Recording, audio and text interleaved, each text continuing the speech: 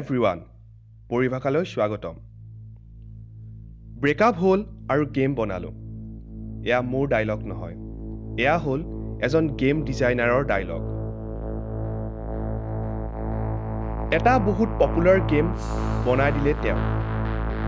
কোন হয় এই গেম ডিজাইনাৰজন তাৰ আগতে আমি এটা ভিডিঅ' চাই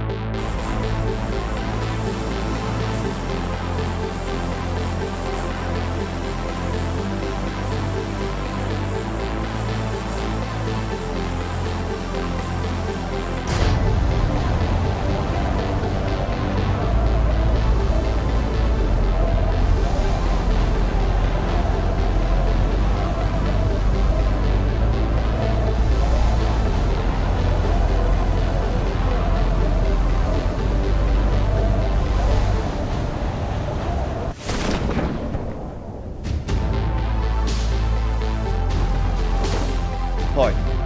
আপোনালোকে নিশ্চয় গম পাইছে এই গেমটো কি হয় PUBG প্লেয়াৰ আননউনছ বেটেল গ্ৰাউণ্ড এটা বহুত পপুলাৰ গেম কিন্তু ক'ৰ পৰা আহিলে এই গেমটো কেনেকৈ সৃষ্টি হ'ল ইয়াৰ কাহিনী কিয় বনালে এই গেমটো আহক তেতিয়াহ'লে আমি এই বিষয়ে কথা যিসকলে নেজানে PUBG কি হয় তেওঁলোকৰ কাৰণে মই ছুটিকৈ কৈ দিছোঁ PUBG গেমটো কেনেকৈ আৰম্ভ হয় PUBG হ'ল এটা 100জন প্লেয়াৰ থকা গেম যিটো গেমত যিজন প্লেয়াৰে আটাইতকৈ শেষত থাকিব পাৰিব বা সকলোকে মাৰি তেওঁ আটাইতকৈ লাষ্টলৈ জীয়াই থাকিব পাৰিব তেওঁৱে এই গেমটোৰ উইনাৰ হ'ব আৰু যাক চিকেন ডিনাৰ বুলি এটা এৱাৰ্ড দিয়া হয় এই গেমটো আপুনি হয়তো অকলে বা ছ'ল' প্লেয়াৰ হিচাপে বা দুয়ো বা দুজন প্লেয়াৰ লৈ বা এটা সৰু টিমৰ লগত আপুনি খেলিব পাৰে আৰু এনেকৈ খেলি যেতিয়া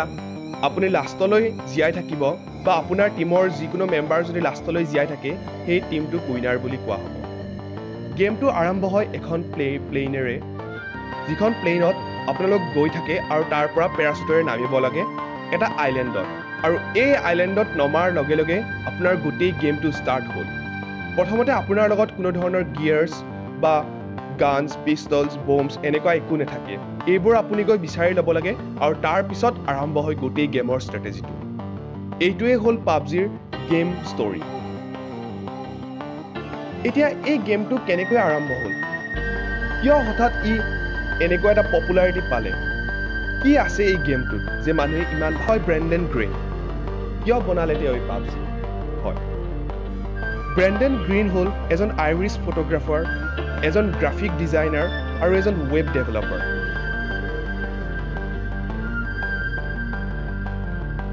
বিয়াৰ ঠিক 2 বছৰ পিছতে তেওঁৰ ডিভোৰ্চ হ'ল আৰু এই দুখত তেওঁৰ নিজৰ হোম টাউন আয়াৰলেণ্ডলৈ গুচি আহিল আয়াৰলেণ্ডত গুচি আহি ব্ৰেণ্ডন যিহেতু বহুত দুখত আছিলে তো তেওঁ প্ৰথমতে কিছুমান কম্পিউটাৰ গেম খেলিবলৈ ল'লে তাৰ ভিতৰত হ'ল Delta Force Black Hawk Down America's army survivor games এনেকৈও কিছুমান গেম খেলিব ধৰিলে আৰু এই গেমবোৰ খেলি থাকোঁতে তেওঁৰ এটা গেমে তেওঁক একদম মন চুই গ'ল আৰু সেই গেমটো হ'ল আৰ্মা 2 হয় আৰ্মা 2 এটা শ্বুটিং গেম হয় যিটো গেম ব্ৰেণ্ডন গ্ৰীণৰ বহুত ভাল লাগিছিলে আৰু সেইকাৰণে তেওঁ তাৰ এটা মোড বনাব খুজিলে যিসকলে মোড কি হয় নাজানে মই কৈ দিছোঁ মোড হ'ল গেম এটাক মডিফিকেশ্যন কৰি তাৰ এটা যদি ভাৰ্জন ওলাই দিয়ে তাক মোড বুলি কোৱা হয় এনেদৰে বিভিন্ন গেমৰ মোড পোৱা যায় যেনেকৈ মাজতে এটা মোবাইল গেম মিনিমিলিচিয়া বুলি গেম এটা ওলাইছিলে তাৰো বিভিন্ন ধৰণৰ মোড পোৱা যায় তো এই মোডবোৰ হ'ল এটা গেমৰ মডিফিকেশ্যন ভাৰ্জন আৰু এনেকৈও ব্ৰেণ্ডন গ্ৰীণে আৰ্মা 2 নামৰ গেমটোৰ এটা মোড ওলাই দিলে যাৰ নাম দিলে ডেইজি বেটেল ৰয়েল এই ডেইজি বেটেল ৰয়েল আৰ্মা 2ৰ যিটো মোড আছিলে ই বহুত পপুলাৰ হ'ল আৰু এইটোৱে ব্ৰেণ্ডন গ্ৰীণক ইনস্পায়াৰ কৰিলে গেম বনাবলৈ লাহে লাহে তেওঁ গেম খেলি থাকোঁতে গেম কেনেকৈ বনায় সেয়াও শিকিব ধৰিলে আৰু এনেকৈ শিকি তেওঁ বহুতো ষ্ট্ৰেটেজি ডেভেলপ কৰিলে আৰু ডেইজি নামৰ নিজৰ এটা গেম বনাই দিলে কিন্তু মোড নহয় তেওঁৰ নিজৰ এটা গেম আৰু এই গেমটোও বহুত পপুলাৰ হ'ল এনেকৈ পপুলাৰিটি পোৱাৰ পিছত Sony অনলাইন এণ্টাৰটেইনমেণ্ট কোম্পানী নামৰ এটা কোম্পানীয়ে ব্ৰেণ্ডন গ্ৰীণক হায়াৰ কৰিলে গেম বনাবলৈ। যদিও Brendan Greene Sony online entertainment কোম্পানীলৈ গ'ল, কিন্তু তাত তেওঁ বেছিদিন কাম নকৰিলে। এতিয়া হ'ব কাহিনীৰ গোটেই চেঞ্জ। এতিয়া আৰম্ভ হ'ব ব্ৰেণ্ডন গ্ৰীণৰ নতুন জগত, যিখন পাবজিৰ জগত। এটা কোৰিয়ান কোম্পানী ব্লুহোল বুলি, এই কোম্পানীটোৰ যিজন মেইন মানুহ চেংহেন কিম, তেওঁ ব্ৰেণ্ডন গ্ৰীণে বনোৱা যিটো মোড আছিলে আৰ্মাটোৰ মোড ডেজি বুলি, সেইটো বহুত ভাল পাইছিলে। চেংহেন কিমৰো গেম বনাবলৈ বহুত মন আছিলে, কিন্তু তেওঁৰ হাতত আইডিয়া নাছিলে। সেইকাৰণে তেওঁ কি কৰিলে, ব্ৰেণ্ডন গ্ৰীণক তেওঁ কল কৰিলে আৰু ক'লে যে মই এনেকুৱা এটা গেম বনাবলৈ বিচাৰিছোঁ, তো মোৰ হাতত যিহেতু আইডিয়া নাই, কিন্তু পইচা আৰু কোম্পানী দুটাই আছে, চ' আপুনি যদি বিচাৰে মোৰ এই কোম্পানীটো জইন কৰিব পাৰে, মই আপোনাক এনেকুৱা ধৰণৰ অফাৰ দিম। যিহেতু এটা বহুত ডাঙৰ আৰু ভাল অফাৰ ব্ৰেণ্ডন গ্ৰীণে পালে, লগতে বহুত পইচা থকা অফাৰ, চ' তেওঁ সেই অফাৰটো ৰিফিউজ কৰিব নোৱাৰিলে আৰু তেওঁ কোৰিয়ালৈ গৈ চেংহেন কিমৰ ব্লুহোল কোম্পানী তাত জইন কৰিলে। আৰু ব্লুহোল আৰু ব্ৰেণ্ডন গ্ৰীণৰ এবছৰৰ অহৰহ চেষ্টাৰ ফলত তেওঁলোকে জন্ম দিলে পাবজি, অৰ্থাৎ প্লেয়াৰ আননউন্স বেটেল গ্ৰাউণ্ডছ নামৰ এই পপুলাৰ গেমটো। মাৰ্চ 2017 চনত তেওঁলোকে ষ্টিমত এই পাবজিৰ এটা ভাৰ্জন ৰিলিজ কৰি দিছিলে, যিটোক তেওঁলোকে টেষ্ট কৰিবলৈ ৰিলিজ কৰিছিলে। আৰু এই ষ্টিম এটা গেম অনলাইন কমিউনিটি হয়, ই বহুত পপুলাৰিটি পালে।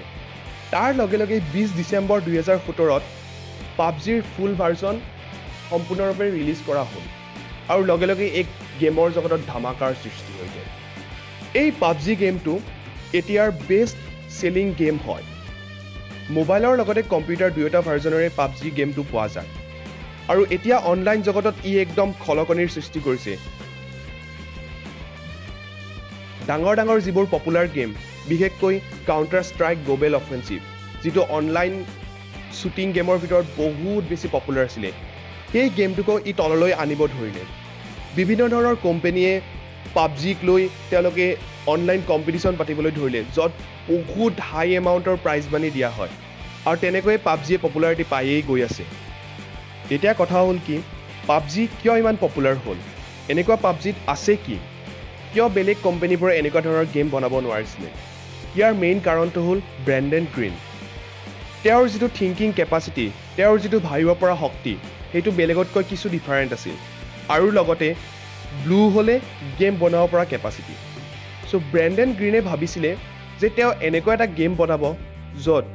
মানুহৰ মেপছবোৰ কেতিয়াও মুখস্থ নাথাকে। হয়, বিভিন্ন ধৰণৰ অনলাইন গেম,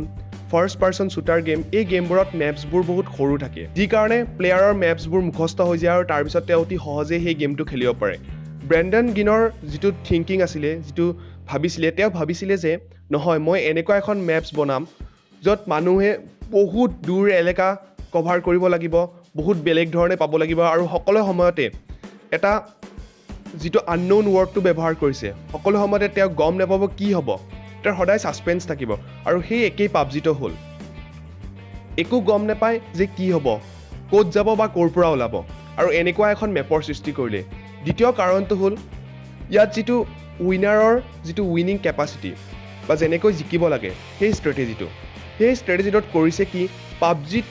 আপুনি জিকিব লাগিলে সদায় আপোনাৰ কথাই চিন্তা কৰি থাকিব লাগিব। প্ৰথমতে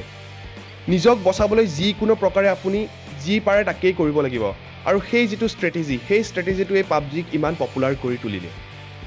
আৰু এই দুটা ষ্ট্ৰেটেজি ব্ৰেণ্ডনৰ থকা বাবেই তেওঁৰ এই পাবজি গেমটো ইমান পপুলাৰ হ'ল। লগতে ব্লুহোলে যিটো গ্ৰাফিক্স দিছে, যিটো মোবাইলৰ কাৰণে যিটো গ্ৰাফিক্স দিছে, এই গ্ৰাফিক্সৰ কাৰণে পাবজি এতিয়া ইমান পপুলাৰ হ'ল। এতিয়া পাবজিৰ পৰা ওলাই আহিম, মই দুটামান কথা ক'বলৈ বিচাৰোঁ। প্ৰথম কথাটো হ'ল যে পাবজিৰ পৰা আমি কেইটামান বস্তু শিকিব পাৰোঁ। সেইটো হ'ল ব্ৰেণ্ডন গ্ৰীণ, যাৰ ডিভোৰ্চ হোৱাৰ পিছত তেওঁ গেমটো বনালে। এনেকুৱা ক্ষেত্ৰত আমাৰ হয় কি, আমাৰ যদি মনত কিবা দুখ লাগে বা কিবা হতাশাত ভোগোঁ, আমি হাত সাৱটি বহি থাকোঁ আৰু আমি ভাবোঁ কি মোৰ জীৱনটো শেষ, মই আৰু একো কৰিব নোৱাৰোঁ, মই কি কৰিম। কিন্তু যদি ব্ৰেণ্ডন গ্ৰীণে সেই একেই ভাবিলে হয়, তেওঁ অলপ সময়ৰ কাৰণে নিজকে যাতে তেওঁৰ মনটো সুস্থিৰ বনাব পাৰে বা স্থিৰ কৰিব পাৰে, তাৰ কাৰণে তেওঁ কিছুমান ভিডিঅ' গেম খেলিব ধৰিলে। কিন্তু যদি তেওঁ ভিডিঅ' গেম খেলিয়ে বহি থাকিলে হয়, তেতিয়া হয়তো পাবজিৰ নিচিনা এনেকুৱা ধুনীয়া গেম ওলাই নাহিলে হয়। কিন্তু তেওঁ নিজকে আগুৱাই নিবলৈ চেষ্টা কৰিলে নিজকে যাতে হাত সাবতি বহাই ৰাখিব নালাগে তাৰ বাবে তেওঁ ওলাই আহিলে আৰু তাৰ বাবেই সৃষ্টি হ'ল PUBGৰ এনেকুৱা যাতে আপুনিও নকৰে যাতে যিয়েই দুখ হওক বা যিয়েই হতাশাত ভোগক আপুনি যাতে নিজকে স্থিৰ কৰি লৈ আকৌ আগলৈ আগুৱাই যাব পাৰে PUBGৰ পৰা হয়তো আপুনি শিকিব পাৰে এই কথাটো এনেকুৱা ধৰণৰ কিছুমান ষ্টৰী এনেকুৱা ধৰণৰ কিছুমান কেছ ষ্টাডি আৰু কিছুমান টেকনলজিৰ কথা যদি আপুনি জানিব বিচাৰে বা শিকিব বিচাৰে তেতিয়াহ'লে মোৰ এই চেনেলটো ছাবস্ক্ৰাইব কৰক ধন্যবাদ দয়া কৰক